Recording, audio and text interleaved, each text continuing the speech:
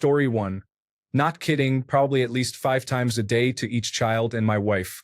They have no problem with it in messages, around friends, or anywhere else. It is just normal. Story 2.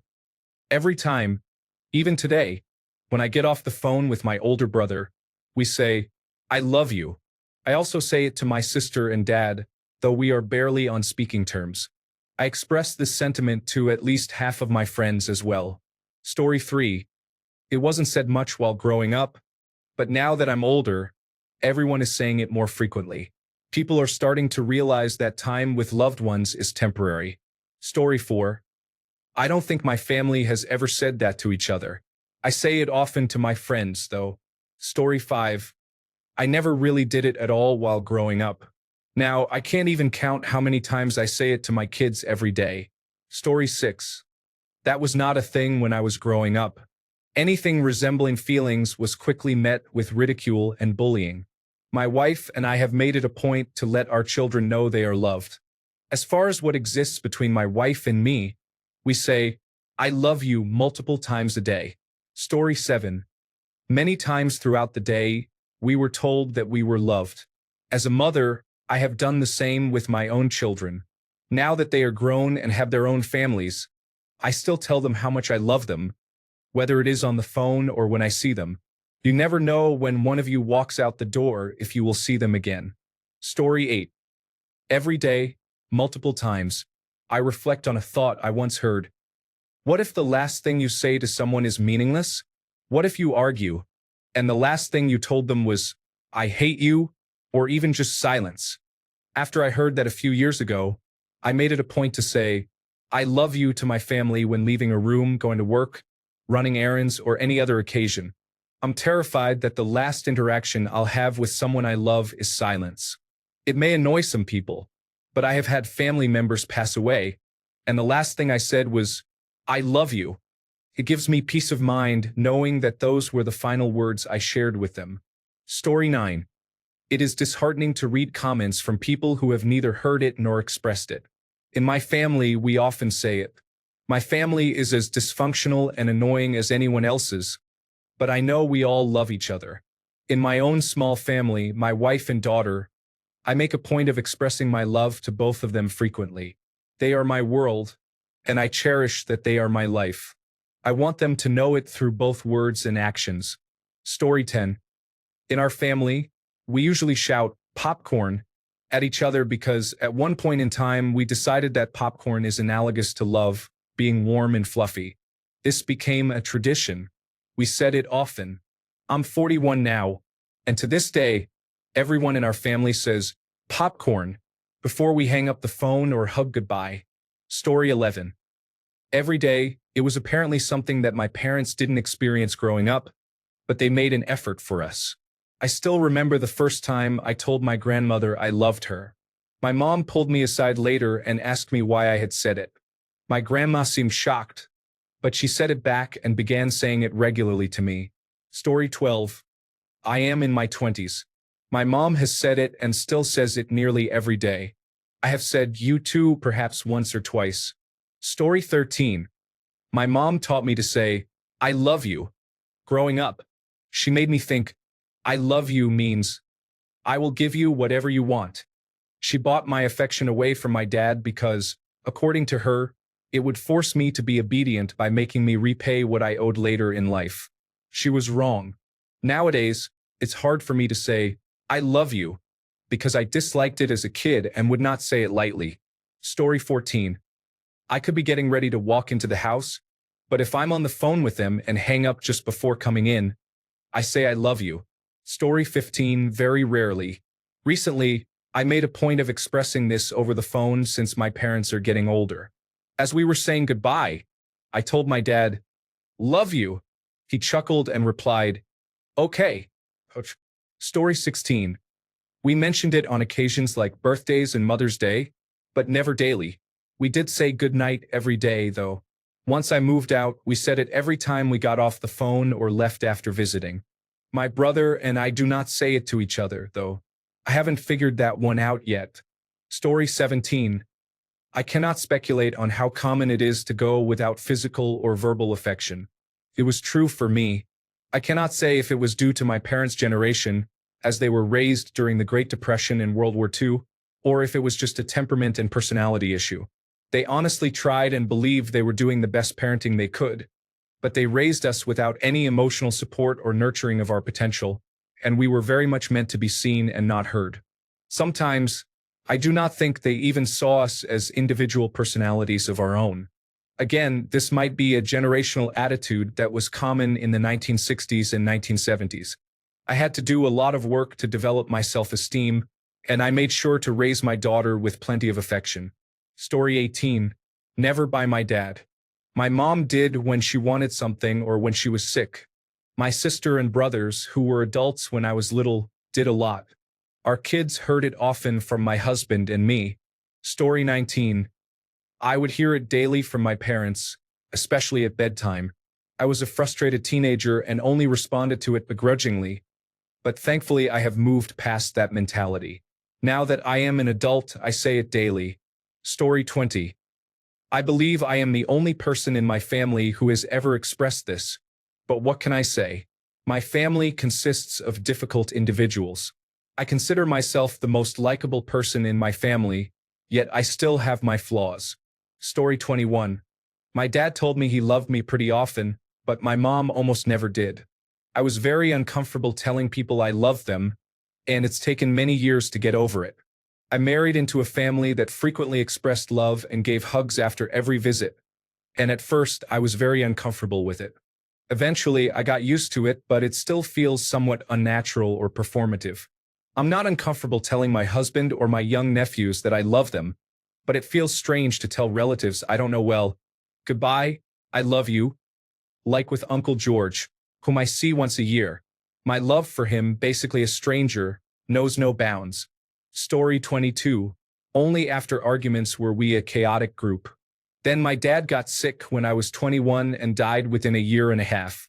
It gutted me to think he might remember the ignorant things I said as a teenager because expressing affection was difficult. I say it all the time now to everyone I love. I don't care if I'm annoying. It's been 14 years of me expressing my feelings to my friends, family, and partners, but at least they know I love them dearly. Say it and mean it when you do. Story 23. Never. My mom started saying it when we moved out, and I heard my brother and her say it to each other as adults. The only time I ever said it to my mom was a few days before she died. Story 24. We say it all the time, especially my mom. Even when leaving the room, we exchange "I love you" at least 4 times. Story 25. Not once, not ever. No physical affection either, but plenty of abuse. I moved out at 18 and got my first taste of love. It didn't last, though, because he was an abuser. It took a long time to stop purposefully seeking out toxic relationships. I moved back home periodically after that, but only for short stretches while I figured out my next move. I left for good at 25.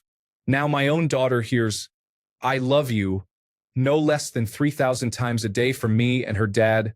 Constant affection. All of it. We are doing things differently in this house.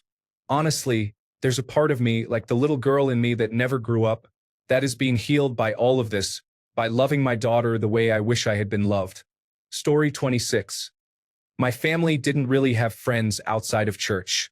About a year ago, I realized that normal people tell their friends they love them. I had never done that, and it felt strange to have friends express their love for me. I've become accustomed to it, and it feels comfortable now. I just wasn't raised to see my parents express love to others outside of romantic and family relationships. Story 27. I'm in my 50s, but I heard it all the time growing up. Even to this day, my parents and I end our phone calls saying it. The same goes for my kids. My life may have been challenging at certain points, but I always knew I was loved. I'm truly sorry for everyone who didn't hear that enough. Story 28. Between my parents and me, I received most of my affection from my mom. My dad did hug me, but he rarely said he loved me. I had to get married to hear him express that he was proud of me. Between my husband and me, we hug each other every day, kiss each other daily, and tell one another, "I love you," every day. Story 29. Not much love between us growing up. And now she bombards me with affection on Facebook after long periods of little contact and questionable behavior.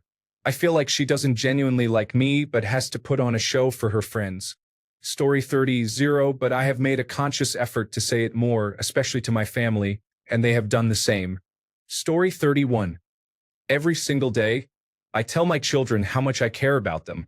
When I was growing up, my mother was affectionate, but my father was a stern state trooper. It wasn't until we introduced him to his grandchildren that he softened. Unfortunately, most of the things I do are so my kids can't say, "My dad never did that." In a social media post in 20 years, my father never attended my sporting events because he worked out of town, for hours away, and was only home on weekends. I have never missed any of my children's events, not a single one. This is likely due to my experiences when I was young. I remember my father showed up for a baseball game when I was a senior in high school, and I was so shocked that I almost cried. Story 32. My dad never said it, but he didn't need to. He adores his daughters. Mom said it all the time. I express it too much as an adult since I heard it so often growing up. Now, my sons tell me and Dad how much they love us, and we feel the same way. There is no shortage of hugs, kisses, and I love yous in my house. Story 33. With my own parents and siblings, I never express affection. That said, I have a great relationship with them. With my wife and children, I show affection multiple times a day. If I were to express affection to my parents and siblings at this point, they would think something is very wrong. Story 34. After my parents divorced when I was 7, I never received affection. I might have gotten a hug from a friend's mother once, but otherwise, I did not experience any form of physical, verbal, or emotional affection until my first girlfriend in my junior year of high school.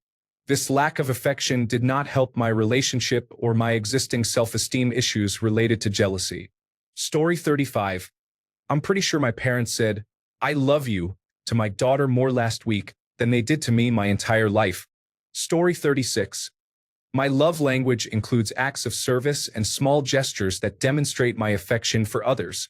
I am not particularly comfortable with hugging, but I do my best to express love in other ways, and I believe it is effective.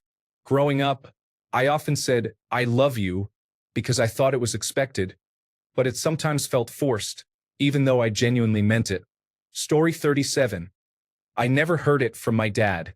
My mom has said it a few times. There is plenty of unexpressed love, though. My children, however, hear it every single day, multiple times a day. Story 38. I still have problems expressing my emotions today, even in my mid-40s. I have encountered many relationship challenges due to my lack of affection and physical affection, such as hugging. Story 39. My paternal family often expressed love, primarily of Irish and Scottish descent.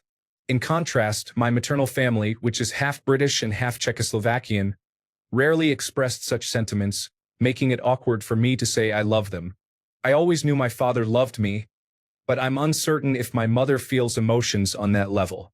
This may be a cultural practice passed down from my grandparents to my parents, aunts, and uncles. Story 40. A few times, I hear it more than I say it. Not every day, but enough. I believe my family's mindset is that we don't want to say it all the time because it wouldn't sound as genuine. Story 41. I heard it a lot from my mom growing up, and a little less from my dad, though I didn't feel any less loved by him. I make sure that my wife and kids hear it from me every single day. Story 42. Generation X baby. I do not remember ever receiving hugs or "I love yous" from my mom. Even after my brother died, there was not a single hug or "I love you." I know she was grieving, but I am so different with my children, showing affection every day. Story 43. A lot is how we say goodbye or end a statement. It can also be used to randomly express comfort in the house when someone is having a bad day. Story 44. I was wondering about this myself. Now, when I hear or say, "I love you" to my mom, I can't help but think about how I never heard it when I was a kid. If you said it, it felt strange. Story 45. From my mom all the time while my dad almost never. As an adult, I heard it from both parents regularly, and my kids hear it from everyone daily. Story 46. Growing up, I never heard it uttered, but that didn't mean I didn't feel loved or that I wasn't loved. It was just like that. We don't say, I love you, like ever. As I grew up, met my wife, got married, and started my own family, I realized it's more of a cultural and language thing. My native language does not contain the words love, thank you, you're welcome, or hello.